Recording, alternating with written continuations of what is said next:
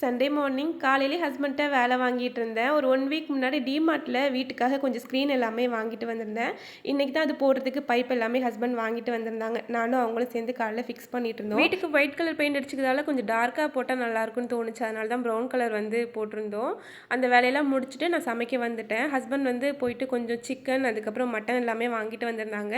மட்டனில் குழம்பு பண்ணிவிட்டு சிக்கனில் 65 மாதிரி செஞ்சு கேட்டிருந்தாங்க. நான் வந்து மட்டனில் மஞ்சள் தூள், இஞ்சி பூண்டு பேஸ்ட், உப்பு சேர்த்து குக்கரில் வேக வச்சுட்டு அப்படியே 65 சில்லிக்கும் கொஞ்சம் அப்படியே மசாலா தடவி மேரினேட் பண்ணி வச்சுட்டேன். இந்த 65 பார்த்திங்கன்னா சூப்பராக இருக்கும். நான் இன்னொரு நாள் வீடியோவில் வந்து ஷேர் பண்ணுறேன். மட்டன் குழம்பு மட்டும் எப்படி செஞ்சேன்னு சிம்பிளாக சொல்லிடுறேன். பாத்திரத்தில் எண்ணெய் விட்டு சோம்பு, பட்டை, கிராம்பு, ஏலக்காய் போட்டு பொரிஞ்சதும் சின்ன வெங்காயம், கருவேப்பிலை சேர்த்து நல்லா வதக்கிக்கணும்.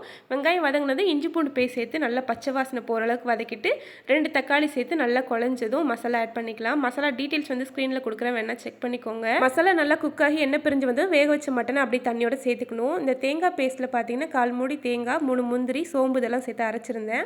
அதை சேர்த்துட்டு தேவையான அளவுக்கு தண்ணி, உப்பு சேர்த்து ஒரு 15 நிமிஷம் நல்லா கொதிக்க வச்சு கடைசியாக இறக்கும் போது கரம் மசாலா, கொத்தமல்லி தூவி ஆஃப் பண்ணிட்டோம்னா ரெடி ஆயிடும். குழம்பு ரெடி ஆனதுமே சிக்கன் 65 ஃப்ரை பண்ணிட்டேன். ஸோ எங்கள் வீட்டில் சண்டே சமையல் இதுதான். நாளைக்கு vlogல பார்க்கலாம். பாய்.